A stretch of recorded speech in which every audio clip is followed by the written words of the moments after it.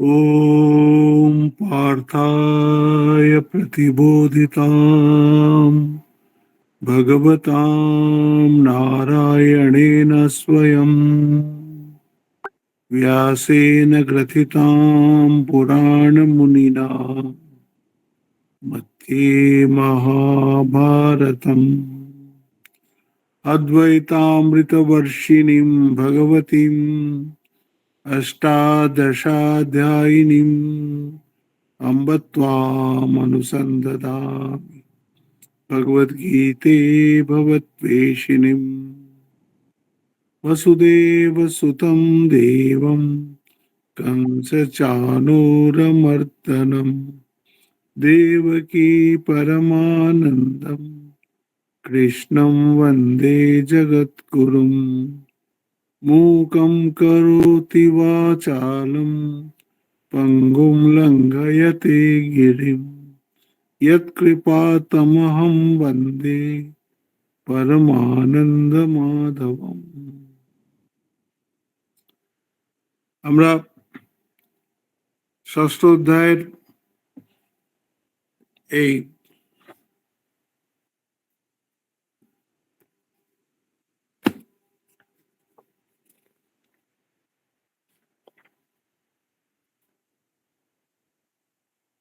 এই 29 নম্বর শ্লোকে এসে গেছিলাম। 29 থেকে বলছে ধ্যান যোগের ফল। ধ্যান যোগের ফলে তারা বললেন যে দেখো, ধ্যান সম্বন্ধে অনেক কথা হলো, একটাকে বলে অ্যাসিমিলেটেড নলেজ আর একটাকে বলে আনঅ্যাসিমিলেটেড নলেজ। একটা যে সেই যে জ্ঞানটা সে পেয়েছে, সেই জ্ঞানটাকে একদম অন্তঃস্থ করে ফেলেছে, তার জীবনের সঙ্গে মিশিয়ে ফেলেছে। আর একটা হচ্ছে হ্যাঁ, সে মুখস্থ করেছে, জানে, বলতে পারে, সব কিছু আছে, কিন্তু ওটা তার অন্তঃস্থ হয়নি। অন্তঃস্থ না হলে কি হবে? যখন ক্রাইসিস আসবে, যখন দুঃখ আসবে, ওটাকে ফেস করা যাবে না, তখন ওই জ্ঞানটা কোনো কাজে লাগবে না। তো জ্ঞানটা এমন হওয়া উচিত, তাই জন্য স্বামীজি বলছেন না, উনি বলছেন যে an ounce of practice is better than tons of theory। সামান্য একটু ব্যবহারে আসা অনেক অনেক বই পড়ার থেকে অনেক ভালো, অনেক অনেক জানার থেকে অনেক ভালো।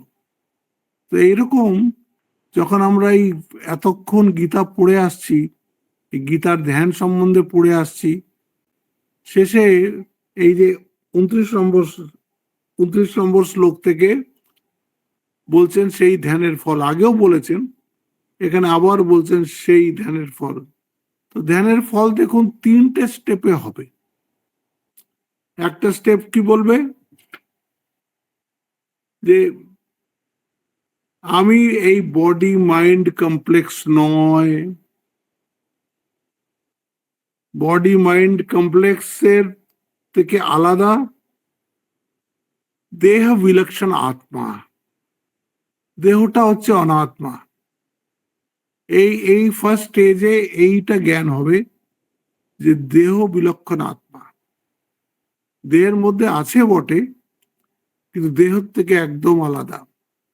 সেই নিয়ে অনেকবার কথা হয়ে গেছে, এটা সেপারেট এন্টিটি, শরীরের মধ্যেই আছে, তো শরীরের বাউন্ডারির সাথে কনফাইন্ড নয়। শরীরের মৃত্যুতে এটার মৃত্যু হয় না, কোনো কি বলে ইন্দ্রিয়ের দ্বারা এটাকে জানা যায় না, কিন্তু একটা ট্রানজ্যাক্টিং মিডিয়াম থাকলে তখন বোঝা যায়। হ্যাঁ, যেরকম বললাম যে একটা যেরকম খালি হলে বলবো আমরা কিছুই নেই, একটা চেয়ার রেখে দেওয়া হলো, তখন বললো চেয়ার আছে, কিন্তু তার আগে যে লাইট ছিল ওইটাকে আমরা দেখতে পাইনি, থেকেও দেখতে পাইনি, লাইটটা দেখতে পাইনি। এরকম আত্মা সব সময় আছে, কিন্তু ট্রানজ্যাকশন মিডিয়াম থাকলে সেটা দেখা যায়। এসব কথা অনেকবার হয়ে গেছে, আবার বারবার বারবার বলবো। তো প্রথম এতে আসবে দেহ বিলক্ষণ আত্মা। আমি শরীর মন যেটা আমি নিজেকে মনে করছি সেটা তো অনাত্মা। কেন? এটার তো মৃত্যু আছে, এটা তো শেষ হয়ে যাবে। আত্মা শেষ হবে না, আত্মা যেমন আছে তেমনই থাকবে। ফার্স্ট স্টেজে এই জ্ঞানটা হবে। সেকেন্ড স্টেজে কি জ্ঞান হবে? যে আমার মধ্যে যেমন আত্মা আছে, এরকম প্রত্যেকটা প্রাণীর মধ্যেই আত্মা আছে। এখানে হয়ে গেল দেহ বিলক্ষণ আত্মা, তারপরে গেল দেহে অন্তর্যামী আত্মা। দেহের মধ্যে অন্তর্যামী রূপে আত্মা তো সবার আছে। যখন এই জ্ঞানটা হবে, তখন তার মধ্যে ক্রোধ, হিংসা, লোভ, ঈর্ষা এগুলো কি করে থাকবে? এগুলো করলে তো আমি আমার নিজের সাথেই করছি। যে আমিটা বা যে আত্মাটা আমার মধ্যে আছে, সেই আত্মাটা তো সামনে লোকটার মধ্যেও আছে। হ্যাঁ, আগে হয়ে গেল দেহ বিলক্ষণ আত্মা, দেহে অন্তর্যামী আত্মা। এটা হয়ে গেল সেকেন্ড স্টেপ। আর ফাইনাল স্টেপে বলবে, আরে আত্মাই আছেন, এত যে তুমি শরীর দেখছো, এই সব ওই আত্মার মধ্যে ভাসছে। এগুলো সবই অনাত্মা। যা কিছু তুমি দেখছো, শুনছো, অনুভব করছো, সবটাই অনাত্মা। যেটা তুমি দেখতে পাচ্ছ না, যার মধ্যে যেরকম এই যে আকাশের মধ্যে দেখুন, এই পৃথিবীটাও আছে, এই সূর্যমণ্ডলটাও আছে, এই এত গ্রহ নক্ষত্র আরো কত কত দূর অব্দি আছে, সব ওই আকাশের মধ্যে আছে। আকাশটার মতন আত্মাটাও সেরকম ব্যাপক, তার মধ্যে সমস্ত সৃষ্টি রয়েছে। যখন এরকম মানুষ বুঝে যায়, তখন শরীর থাকলো কি গেল, তারপরে তার কিছুই আসে যায় না।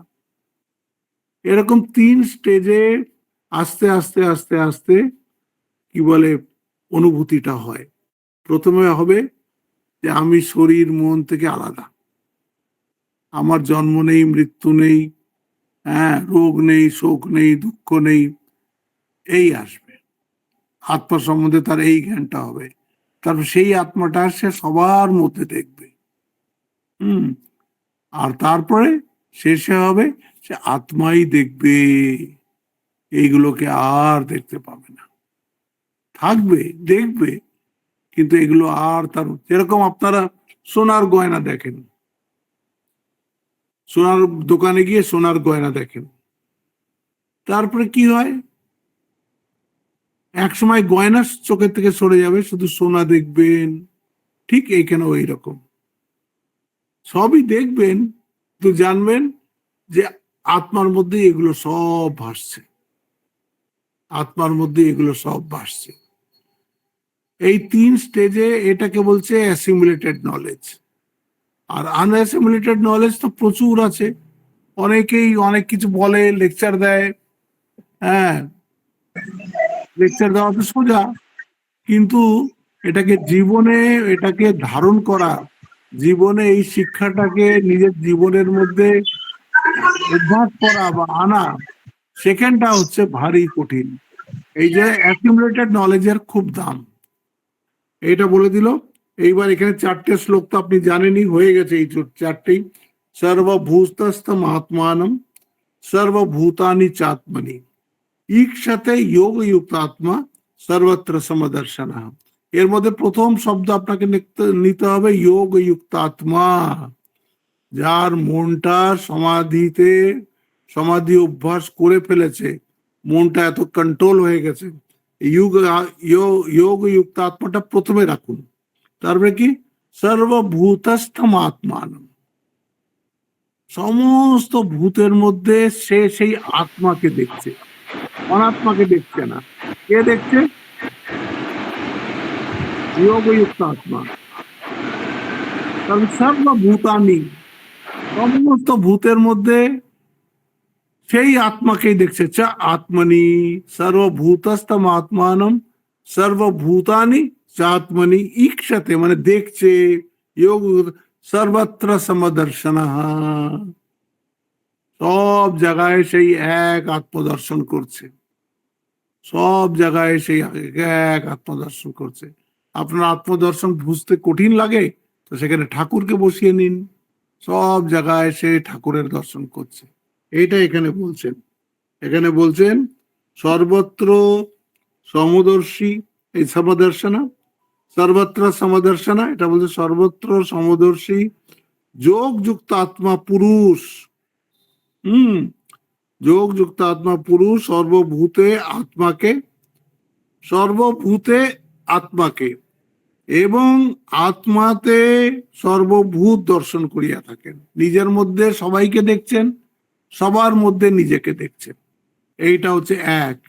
তারপর বলছে ইয়মাম পশ্যতি সর্বত্রা, হ্যাঁ, আমাকে যে সবার মধ্যে দেখছে। ইয়মাম পশ্যতি সর্বত্র সর্বঞ্চ ময়ি পশ্যতি,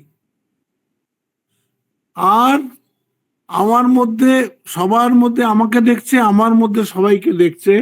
তস্যাহম না প্রণশ্যামি, সে আমার চোখের ওঝল কখনো হয় না। কেন? সে আর আমি তো এক হয়ে গেছি। সে আর আমি তো সে সব জায়গায় আমাকেই দেখছে, আমিও তাকে, আর আমার মধ্যেই সবাইকে দেখছে।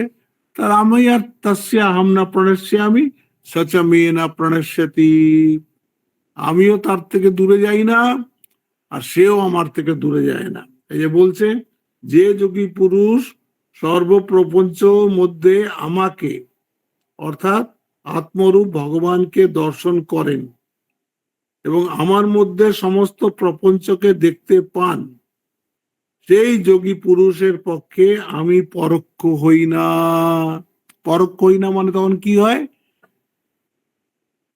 প্রত্যক্ষও ঠিক বলা যাবে না ওটাকে, ওটাকে বলতে হবে অপরোক্ষ।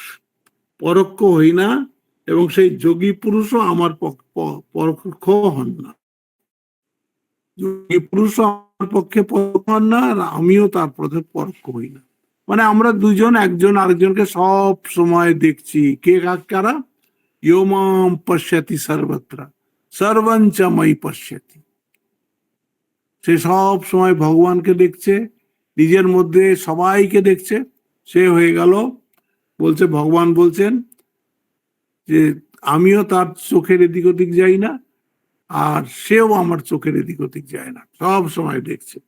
তারপরে বলছেন সর্বভূত স্থিতম ইয়ো মাম ভজতে একত্বমা স্থিত সর্বথা বর্তমানোপি স যোগী ময়ি বর্ততি, যে যোগী পুরুষ সর্বভূত স্থিত আমাকে আপনার সহিত অবুন্য রূপে অবধারণ পূর্বক রূপে অপরোক্ষ জ্ঞান করেন। এই যে অপরোক্ষ শব্দটা এসে গেল, বললাম না, প্রত্যক্ষ বললে ইন্দ্রিয় এসে যাবে, পরোক্ষ বললে বইয়ের জ্ঞান এসে যাবে।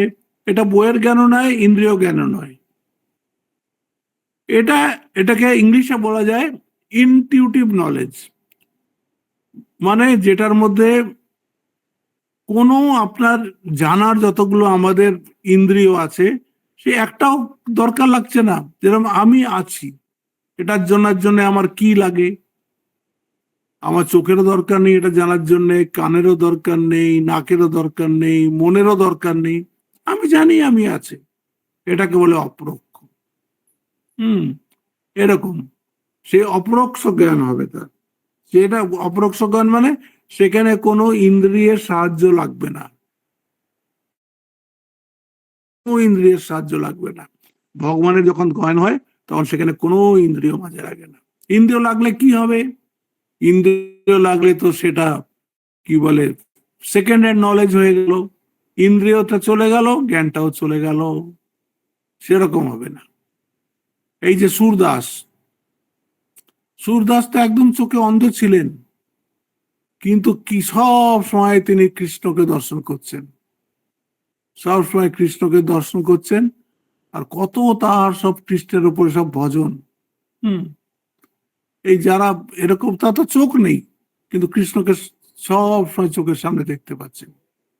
এইটাকে বলে পরোক্ষ জ্ঞান। এটা হয়ে গেল সর্বভূত স্থিতম ইয়ো মাম ভজতে একত্বমা স্থিতঃ সর্বথা বর্তমানোপি স যোগী ময়ি বর্ততে। বলছে যে যোগী পুরুষ সর্বভূত আপনার সহিত অভিন্ন রূপে অবধারণ পূর্বক অপরোক্ষ জ্ঞান করেন, সেই যোগী পুরুষ যে কোনো প্রকারে যে কোনো অবস্থায় থাকেন না কেন, তিনি আমাতেই অভেদ স্বরূপে অবস্থান করিয়া থাকেন। এইটা হচ্ছে এই অ্যাসিমুলেটেড নলেজ। দেখুন কিরকম হয়, আপনাদের এরকম এক্সাম্পল দিয়ে বোঝাচ্ছি। একটা মানুষ ধরুন মন প্রাণ গানের মধ্যে আছে বা কোনো মিউজিকের মধ্যে আছে, সে সেতার বাজায় কি তবলা বাজায় কি গান করে কি কোনো অন্য ইনস্ট্রুমেন্ট বাজায়, তার মনটার মধ্যে সব সময় ওই মিউজিক ভরে রয়েছে, সব সময়। সে খেলেও মাথার মধ্যে সেই সুর চলে, বসলে কথা বললে সব সময় ওর পেছনে যেন সেই সুরটা চলছে। সে এত সুরের সাগরের মধ্যে ডুবে রয়েছে। এরম করে যারা আঁকে, তারা সংসারে তারা করে কি বলে ব্যবহার করে, কিন্তু মনটা কিন্তু সব সময় ওই আঁকার দিকে পড়ে আছে। নাই তো অত সুন্দর সুন্দর পেন্টিং কি করে তুলি দিয়ে বেরিয়ে আসে। একটা সায়েন্টিস্ট, একে বলা হতো, আইনস্টাইনকে বলা হতো যে সবসময় ওর নাকি পকেটের মধ্যে নিজের অ্যাড্রেসটা রেখে দিত, আর বাসে টাসে উঠলে পরে কন্ডাক্টরকে রেখে দিত, ভাই এই এই অ্যাড্রেসটা এলে আমাকে নামিয়ে দিও। চিন্তা করুন কোথায় তার মন চলে গেছে, তার এই জগতে মনই নাই। এরকম কত আজগুবি আজগুবি সব এই সায়েন্টিস্টদের নিয়ে গল্প আছে। তারা এই জগতে থেকেও থাকে না, সব কিছুই তারা করে, কিন্তু সব একটা আনমনা ভাবে করে। আসল তাদের ইন্টারেস্ট হচ্ছে হয় সঙ্গীতে, নাই পেন্টিং এ, নাই সায়েন্টিফিক রিসার্চে, এরকম তাদের। এইখানেও তাই বলছে, সর্বভূত স্থিতম ইয়ো মাম ভজতে একত্বম আস্থিতা, যে এক আমাকেই ভজনা করে, একত্বম আস্থিতা সর্বথা বর্তমান ওপি সয়োগী ময়ী বর্ততে। এগুলো আমাদের কেন বলছে? আমাদের এইখানে পৌঁছতে হবে। আমরা বলতে পারি যে আমরা তো সংসারী, আমরা এখানে কি করে পৌঁছবো। না পৌঁছান ঠিক আছে, কিন্তু এক না এক সময় আপনি বুঝবেন যে এইখানে পৌঁছানোটাই হচ্ছে পুরুষার্থ। এখানে পৌঁছলে পরেই জীবনকে সফল বলা যায়, আর কোন রকমই জীবনকে সফল বলা যায় না। সংসারে আপনি আর কতটা সফল হবেন? তারও বড় আছে, তারও বড় আছে। আপনি একটা বড় কষ্ট করে একটা দোতলা তিনতলা বাড়ি করলেন, পাশের লোকটা দেখলেন ছতলা বাড়ি তার মধ্যে করে বসে আছে। আপনি একটা খুব কষ্ট টষ্ট করে একটা গাড়ি কিনলেন, আপনি দেখলেন পাশের লোকটা একটা তার থেকে দামি গাড়ি কিনে বসে আছে। তো ওইভাবে সংসারে কম্পিটিশন দিয়ে হয় না। এই দিকে যেতে হবে, এই দিকে যেতে হবে। যে নিজের সেন্টার অফ পার্সোনালিটির কাছে যেতে পেরেছে, যত কাছে যেতে পেরেছে, সে তত সফল। তার কি হয়, ওই ঠাকুর বলছেন না, একটা উদাহরণ দেন, কামার শালের ন্যায়, মানে যার উপরে রেখে লোহা পেটা হয়, বলে এই রকম হয়ে যাবে সে। যতই আপনার হাতুড়ির বাড়ি পড়ুক, সেইটা নড়বে না। সেই লোহাটা ঠিক সেই নিজের জায়গায় দাঁড়িয়ে থাকে, তার উপরে রেখেই লোহাগুলোকে পেটা হয়। এই জন্য সংসারে যদি যথার্থ আনন্দ খুঁজতে হয়, তাহলে ওই নিজের কাছে যেতেই হবে। কারণ ওখানে সমস্ত আনন্দের স্রোত তো সেখানে, সমস্ত জ্ঞানের স্রোত তো সেখানে, সমস্ত অস্তিত্বের স্রোত তো সেখানে। সেখানে যখন আপনি যাবেন, তখন আপনার সিকিউরিটিরও কোনো ভয় নেই, ইনসিকিউরিটিরও ভয় নেই। সেখানে আপনার নলেজ তো প্রচুর, সর্বজ্ঞ হয়ে যাবেন, আর সেখানে আনন্দও প্রচুর। মানুষ এই তিনটেই তো চায়, সিকিউরিটি চায়, হ্যাঁ, জ্ঞান চায়, আর তারপরে আনন্দ চায়। সেটা আমার ভেতরেই রয়েছে, কিন্তু যেহেতু আমার ভেতরের যে এইটা রয়েছে সেটার খোঁজ নেই, এই জন্য আমি বাইরে বাইরে বাইরে খুঁজে বেড়াচ্ছি। তাই জন্য এখানে বলছেন, সর্বভূতস্তম ইয়ো মাম ভজতে একত্বম আস্থিতঃ সর্বথা বর্তমানোপি স যোগীময়ী বর্ততে। বর্তমান থেকেও, সমস্ত কর্ম করেও, কিন্তু সে সব সময় যোগে জাগে জেগে আছে। তার মনটা কিন্তু, সে ঠাকুর অনেক উদাহরণ দিয়েছেন, যে কচ্ছপ ডিম পাড়ে পাড়ায় ডাঙাতে, আর জলের মধ্যে ঘুরে বেড়াচ্ছে। জলের মধ্যে ঘুরে বেড়ালেও তার মনটা পড়ে আছে কিন্তু ডাঙায়, যেখানে জানে তার ডিম আছে। এই রকম। তো এরকম ওই যে একটা পাখি ডিমে তা দিচ্ছে, কথামৃতের উপর একটা ছবি আছে দেখবেন, তাকিয়ে আছে বাইরের দিকে ফ্যাল ফ্যাল করে, কিন্তু মনটা পুরো খেয়ালটা হচ্ছে ওই ডিমগুলোর উপরে, যেগুলো কেউ তা দিচ্ছে, যার উপরে সে বসে রয়েছে, যেগুলো ফুটে বাচ্চা বেরোবে। এই রকম সংসারে এই আস্তে আস্তে আস্তে আস্তে কি হবে, অনাত্মাটা দূরে চলে যাবে, আত্মাটা আস্তে আস্তে কাছে আসবে।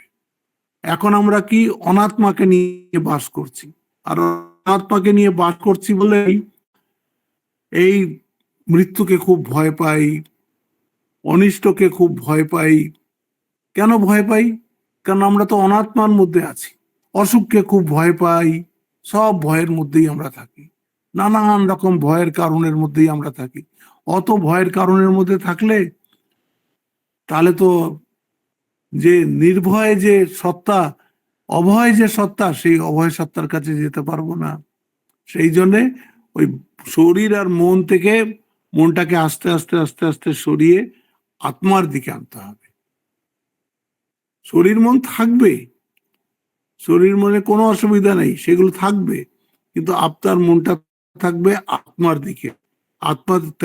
আত্মার দিকে থাকবে, কারণ আত্মাই হচ্ছে শরীর মনের বেসিস। যেরকম আমরা বেদান্তে পড়ছি যে আমরা সাপ দেখতে পাচ্ছি, কিন্তু বেসিসে কিন্তু দড়ি রয়েছে। এখানেও আমরা শরীর দেখতে পাচ্ছি, মন দেখতে পাচ্ছি, বেসিসে কিন্তু ভগবান রয়েছেন। ভগবান ছাড়া কিচ্ছু নেই। আপনি যদি বিজ্ঞানের দিক থেকেও যান, এই যদি জগতের সত্যটা খোঁজার চেষ্টা করেন, কোথায় সত্য? আগে ভাবতো এই যেটা দেখতে পাচ্ছি সেটাই বোধহয় সত্য, তারপরে এসে গেল না না না না, জগৎটা তৈরি কি দিয়ে, সেটা সত্য। দেখলো এগুলো অ্যাটম দিয়ে তৈরি, তাহলে অ্যাটমটাই সত্য। আচ্ছা, অ্যাটমটাকে কে তৈরি করেছে? অ্যাটমটা নিজে নিজে এলো কি করে? তখন দেখলো না অ্যাটমটার মধ্যেও আবার ভাগ আছে, ইলেকট্রন আছে, প্রোটন আছে, নিউট্রন আছে। ও, তাহলে সেইগুলো সত্য। আচ্ছা, ইলেকট্রনকে কে বানালো? পিছিয়ে পিছিয়ে কোথায় যাচ্ছে দেখুন। ইলেকট্রনকে কে বানালো? প্রোটনকে, নিউট্রনকে কে বানালো? এগুলোর ভাঙো, ভাঙতে ভাঙতে ভাঙতে ভাঙতে দেখছে পার্টিকেল বলে কিছু নেই, সব ওয়েভ ফাংশন। ম্যাক্স প্ল্যাঙ্ক সবচেয়ে প্রথমে 1905-এ বার করেছিলেন, এখানে কোনো কিছুই পার্টিকেল নয়, সব ওয়েভ।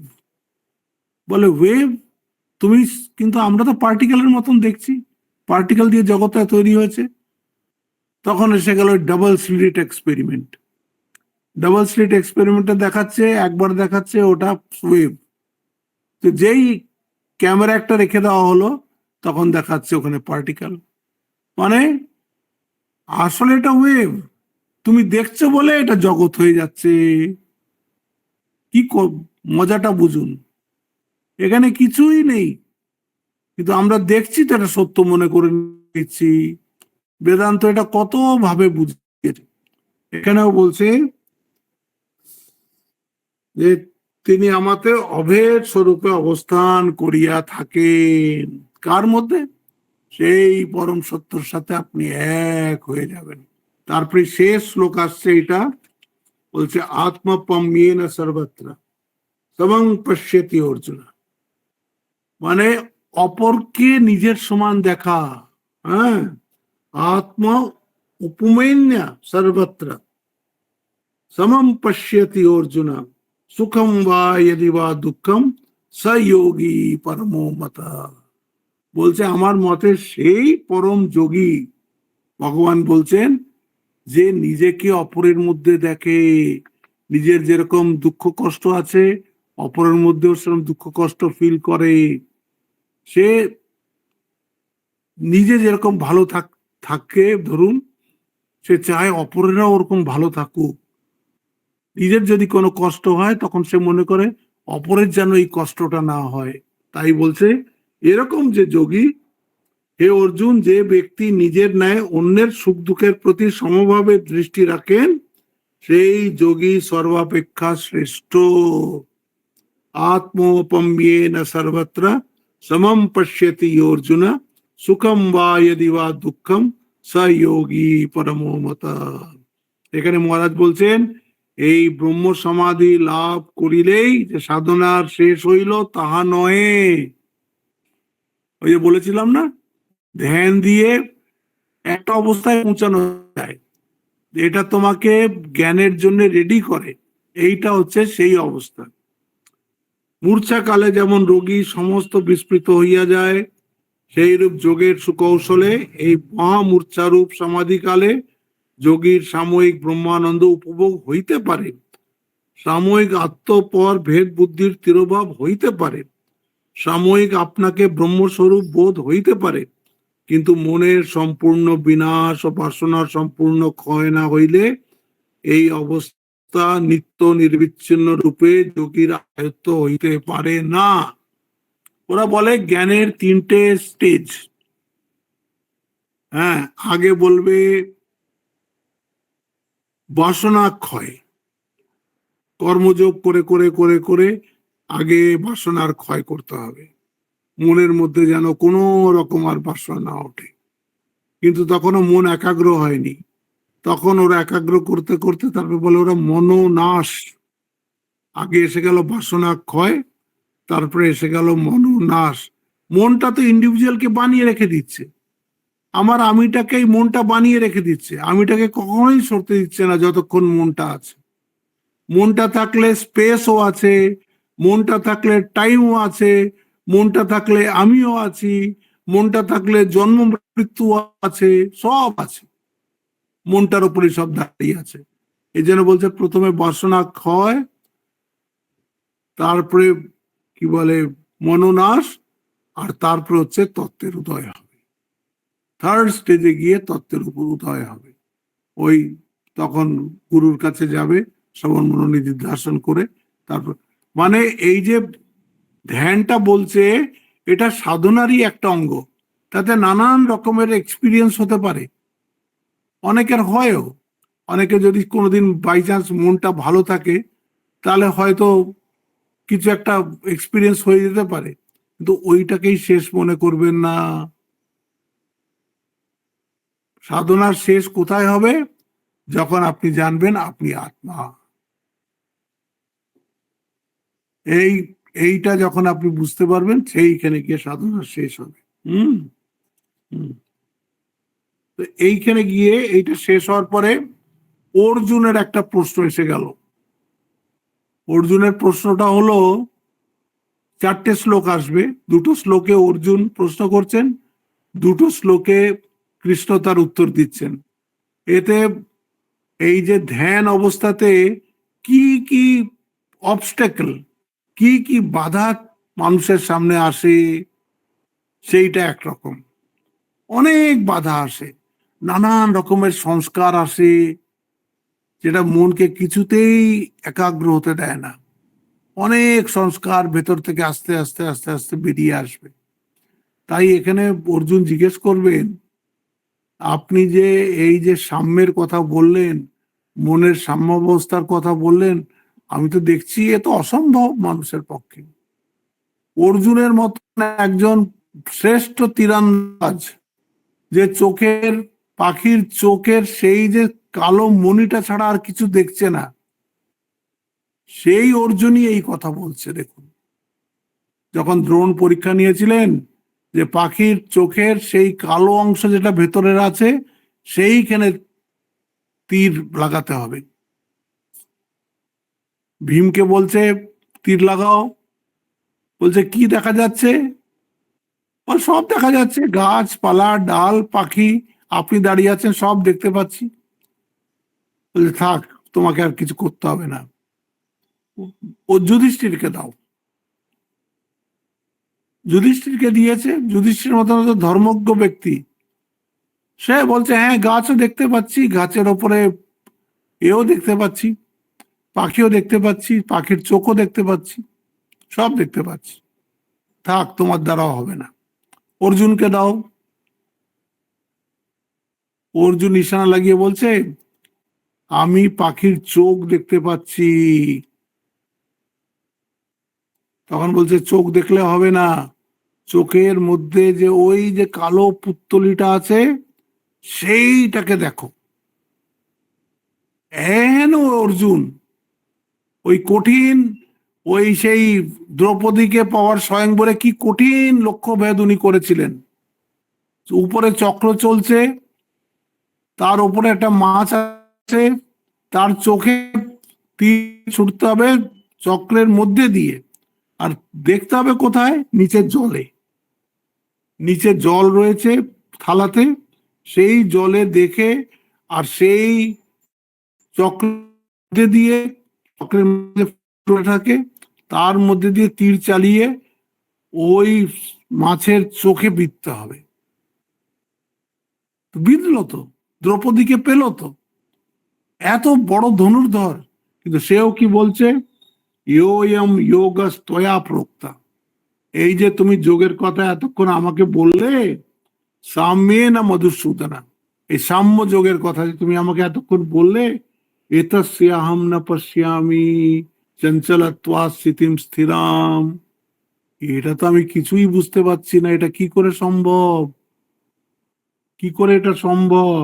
তারপরে বলছেন চঞ্চলম হি মন কৃষ্ণ প্রমাথি দৃঢ়ম, চঞ্চলম হি মন কৃষ্ণ প্রমাথি বলবৎ দৃঢ়ম, তস্য আহম নিগ্রহম মন্যে বায়ুরিব সুদুষ্করম। বলছে মন তো স্বভাবতই চঞ্চল। অনেক মানুষ এসে এই একটাই কমপ্লেন করে যে মন খুব চঞ্চল মহারাজ, মন লাগে না। মন তো লাগবেই না, মন তো ফ্লো অফ কনসিয়াসনেস। ওই যেটাকে আমরা আত্মা বলি, ওটা যখন স্থির হয়ে যায় তখন আমরা ওটাকে বলি আত্মা। যখন ওটা ফ্লো থাকে, যখন ওটা বহিরিন্দ্রিয় হয়ে যায়, তখন আমরা ওটাকে বলি মন। তো এখানে বলছে চঞ্চলম হি মন কৃষ্ণা, মনটা তো চঞ্চল, স্বভাবতই চঞ্চল। প্রমাথি, প্রমাথি মানে জোর করে, বলাদ, বলাবৎ দৃঢ়ম, জোর করে মনটাকে সরিয়ে নিয়ে যায়। খুব কঠিন মনকে একাগ্র করা। তস্য আহম নিগ্রহম মান্যে, সেই মনকে আপনি নিগ্রহ করতে বলছেন, হ্যাঁ, একদম স্থির করতে বলছেন। বায়ুর ইবা সুদুষ্করম, বায়ু ইবা মানে হাওয়াকে যেরকম রোধ করা কঠিন, হাওয়াকে যদি আটকাতে বলা হয় কিছুতেই আটকানো যায় না, তখন মনকেও আটকানো যায় না। চঞ্চলমই মন কৃষ্ণ, যেখানে বলছেন হে মধুসূদন, তুমি যে আত্মার সমতা রূপ যোগ তত্ত্ব ব্যাখ্যা করিলে, মন যেরূপ চঞ্চল, তাহাতে তাদৃশ ভাব দীর্ঘকাল স্থায়ী হয় বলিয়া আমার বোধ হইতেছে না। কি করে হবে, মন তো চঞ্চল। হে কৃষ্ণ, মন স্বভাবত অতি চঞ্চল, প্রমাথি, বলবান এবং দৃঢ়। মন যেদিকে যেতে চাইবে সেখান থেকে মনকে সরানোই যায় না। এই যে লোকেরা সব ভালো যারা কাজ করে তারাও মন দৃঢ় করেই করে, খারাপ কাজ যারা করে তাদের মন সেদিকে নিয়ে যায় বলে করে। মন যেমন চলায় তেমন আমরা চলি, মনটাই আমাদের মালিক। হ্যাঁ, তাই বলছে মন স্বভাবতই অতি চঞ্চল, প্রমাথি, বলবান এবং দৃঢ়। সেই মনে নিগ্রহ করা আমার পক্ষে বাহু নিগ্রহের ন্যায় কঠিন বলিয়া বোধ হইতেছে। হ্যাঁ, বায়ু নিগ্রহ, হাওয়াকে যদি আটকাতে বলা হয় যেমন কঠিন, মন কেউ আটকানো সেরকমই কঠিন, ভীষণ কঠিন, ভীষণ কঠিন। এই জন্য বলে ইয়োয়ম যোগস্তয়া প্রোক্ত সাম্যেন মধুসূদন, এই যে সাম্যের যোগ যে তুমি আমাকে বললে, এ তো দেখছি অসম্ভব। এ তস্য আহম না পশ্যামি, এ তো আমি দেখছি চঞ্চলত্বা স্থিতিম স্থিরাম, এ যেমন চঞ্চল, একে কি করে স্থিত করব, কি করে এটাকে স্থির করব। কেন, চঞ্চলমি মন কৃষ্ণ, মনের তো স্বভাবই চঞ্চল। প্রমাথি, প্রমাথি মানে এদিক থেকে ওদিক নিয়ে যাওয়া, আর এমনি নিয়ে যায় না, বলবৎ, একেবারে জবরদস্ত ধরে নিয়ে চলে যায়। বলবৎ দৃঢ়ম তস্যাহম নিগ্রহম মন্যে বায়ুরিবাস দুষ্করম। আপনি বলছেন মনটাকে নিগ্রহ করার কথা, এ তো বায়ুকে নিগ্রহ করার মতন, ইম্পসিবল, এটা সম্ভব নয়। এই হচ্ছে, এটা আমি মহারাজকে লিখেছেন সেটা পড়ে দিই। মনোনিরোধ শক্তির পরাকাষ্ঠা পর্যন্ত ব্যাখ্যাত হইলেও সমস্ত সংশয় নিরসনার্থ অর্জুন বলিতেছেন যে মনের প্রকৃতি যেরূপ চঞ্চল, তাহাতে স্থির ভাব চিরস্থায়ী হইবার সম্ভাবনা নাই। কেন তা বলিতেছেন যে মনের প্রকৃতি যেরূপ চঞ্চল, তাহাতে স্থির ভাব চিরস্থায়ী হইবার সম্ভাবনা নাই। কেন তা পরে বলিতেছেন। একে তো চঞ্চল পদার্থকে ধরিয়া রাখাই কঠিন। মন কেবল চঞ্চল নয়, তার উপদ্রবে ইন্দ্রিয় শরীর পর্যন্ত সদাই ক্ষুব্ধ হয়ে থাকে। এই মনটাই তো শরীর আর ইন্দ্রিয়গুলোকে চালাচ্ছে, শরীরকেও চালাচ্ছে, ইন্দ্রিয়গুলোকেও চালাচ্ছে। এই যে এদিক দেখছি ওদিক দেখছি, কেন দেখছি? মনটা বলছে ওটা দেখো কি, ওটা দেখো কি, সব দেখছি। বলছে তাহার উপদ্রবে ইন্দ্রিয় শরীর পর্যন্ত সদাই ক্ষুব্ধ হইয়া থাকে। কেবল তাহাই নহে, মনের যাহাতে আগ্রহ হইবে সে তাহাই করিতে যাইবে, সে তাহাই করিতে যাইবে। সে এমনই বলবান যে কেহই তাহাকে সেদিক হইতে ফেরাইতে পারে না। মনের এমন শক্তি, তাকে ফেরানো যায় না। তার সঙ্গে সঙ্গে জন্ম জন্মান্তরের সংস্কার রাশি মনকে এত দৃঢ় করিয়া রাখিয়াছে যে তাহাকে ছেদন বা মর্দন করা অতিশয় কঠিন বলিয়া বোধ হয়। যখন অত্যন্ত ঝড় বইয়া যায়, তখন সেই প্রবল বায়ুকে ধরিয়া রাখা যেমন কঠিন, অব্যাহত গতি চঞ্চল মনকে নিরুদ্ধ করাও সেই দুষ্কর। বলে দিলেন, বলছেন যে এ তো বড় কঠিন, ভীষণ কঠিন মনকে। এই জন্যে আমাদের যে সাধনের যে এটা লেখা আছে, আমাদের যে সাধন অবস্থা আমাদেরকে যেটা গুরুদেব শিখিয়ে দিয়েছেন, এই জন্য ওরা জপ শিখিয়েছেন যে তুমি ভগবানের নাম করতে থাকো। ভগবানের নাম করলে কি হবে? আস্তে আস্তে মনের কলমশটা কাটবে, আস্তে আস্তে মনের থেকে কালিমাটা যাবে, আস্তে আস্তে কুচিন্তাগুলো মন থেকে যাওয়া শুরু করে দেবে, যদি কেউ ঠিক ঠিক ঠিক ঠিক জপ করে। তার ওই জপটাই আস্তে আস্তে আস্তে, যেহেতু তুমি যার নাম জপ করছো, সেই রূপটাও তো তোমার মনের মধ্যে আসবে। আজ না এলে কাল আসবে, আসতে বাধ্য। যাকেই আমরা যে নাম ধরেই ডাকি, সে রূপটা তো আমার মনের মধ্যে এসে যায়। তো যে যার নামটা আমরা মনে চিন্তা করছি, তার রূপটা মনের মধ্যে এসে যায়। তো এরম করে যার নাম আমাকে গুরুদেব দিয়েছেন, সেই রূপটা আমার মনের মধ্যে আসবেই। যখন সিনসিয়ারলি, পারসিভিয়ারিংলি যখন আমরা এটা করতে থাকবো, সে যতই বয়স হোক, যখনই আপনি জীবনের যে স্টেজেই থাকুন না কেন, কিন্তু যদি ওটা আপনি মনোযোগ দিয়ে করেন, আস্তে আস্তে আস্তে আস্তে সেই রূপটা আপনার হৃদয়ের মধ্যে আসবেই আসবে। তারপরে ওটা আস্তে আস্তে স্থির হবে, তখন ওটা ধারণা হবে, তারপরে ধ্যান হবে, তারপরে সমাধি হবে। এই জন্যই আমাদের এই যে মা বলে দিয়েছেন না, জপাত সিদ্ধি জপাত সিদ্ধি জপাত সিদ্ধির ভবতি। আমাদের এই জন্যই এই জপ দিয়ে যে চেষ্টাটা আমরা করি মনটাকে একাগ্র করার, সেটা খুব উত্তম এবং ওটা খুব হার্মলেস।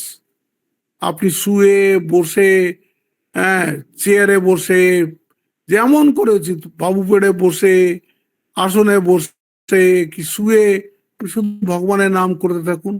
ভগবানের নাম করতে করতে করতে করতে কি হবে? মনের সমস্ত কলমশ একদিন দূরে চলে যাবে। যখন দূরে চলে যাবে, তখন মনটা আস্তে আস্তেই নাম যখনই নামের দিকে যাবে, যার নাম সেই দিকে নাম যাবে, মন যাবে। আর তারপরে তার হৃদয়ে তার ছবিও আসবে, তার ছবি আস্তে আস্তে সে একদম জ্যান্তও হয়ে যাবে।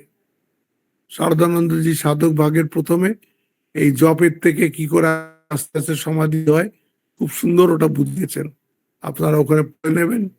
তো এটা খুবই ভালো সিস্টেম। এই জন্য এই যে রামকৃষ্ণ মিশনের যে দীক্ষার যে কি বলে মেথডটা, very harmless, very positive and very much pragmatic, practical, very much practical. এই দেখুন ঠাকুর যাদেরকে দীক্ষা দিয়েছেন তাদের কিন্তু কাউকে নাম দেননি। হ্যাঁ, কারণ ঠাকুরও যেমন অবতার বরিষ্ঠ, আর তেমনি তার শিষ্যরাও হচ্ছে সব এক একজন দিকপাল। এই জন্য কারুর জীবের উপর একটু কি লিখে দিয়েছেন, শক্তিপাত করে দিয়েছেন, নিজের শক্তিটা তার মধ্যে ট্রান্সফার করে দিয়েছেন, তাতে ঈশ্বর এক একটা মহাপুরুষ হয়ে গেলেন। এই যে যোগানন্দ মহারাজ, যোগানন্দ মহারাজকে তো ঠাকুর দীক্ষা দিয়েই ছিলেন, কিন্তু নাম তো দেননি। এরকম কিছু স্পর্শ টর্শ করে দিয়েছিলেন বা জীবে কিছু লিখে দিয়েছিলেন। তো যোগানন্দ মহারাজকে মাকে বললেন যে যোগিনকে তুমি দীক্ষা দাও। মা সেই প্রথম তাকে এই মন্ত্র দিলেন, নাম দিলেন। এই শুরু হয়ে গেল এই নামের আমাদের সম্প্রদায়। একদম নিরিবিলিতে বসে, নিরালায় বসে, আর একদম শান্ত হয়ে যতক্ষণ পারা যায়, যতক্ষণ পারা যায় ততক্ষণ এই নাম করা চলতে হবে। তো এইখানে যখন অর্জুন এটা বললেন যে কি বলে এত বড় কঠিন দেখছি আমি এরম করে নাম করা, এরম করে তো মন তো কিছুতেই একাগ্র হবে না। আপনি যে যে যোগের কথা বললেন, এই যোগ তো আমার পক্ষে অসম্ভব। তো এখন ভগবান উত্তর দেবেন, ভগবান এটার উত্তর দেবেন। কি উত্তর দেবেন? असंशयम महाबाहो मनो दुर्निग्रहम चलम अभ्यास न तो कौन्तेय वैराग्य न च गृह्णते। হ্যাঁ বলছে ইটস রিয়েলি, বলছে ইম্পসিবল নয় কিন্তু কঠিন, অসংশয়ম বলছে। এখন একদম বলেনি যে এটা হবেই না। যদি হবেই না বলতেন তাহলে তো কারোর করার দরকারই ছিল না, কেন এটা হবেই না সেরকম নয়। অসংশয়ম ঠিকই বলেছে তুমি, কিন্তু অভ্যাস আর বৈরাগ্যের দ্বারা এটাকে বসে আনা যায়, সেইটা আমরা কালকে দেখব। আজকে এখানেই শেষ করছি। ওম শান্তি শান্তি শান্তি। হরি ওম তৎসৎ। শ্রীরাম কৃষ্ণার্পণমস্তু।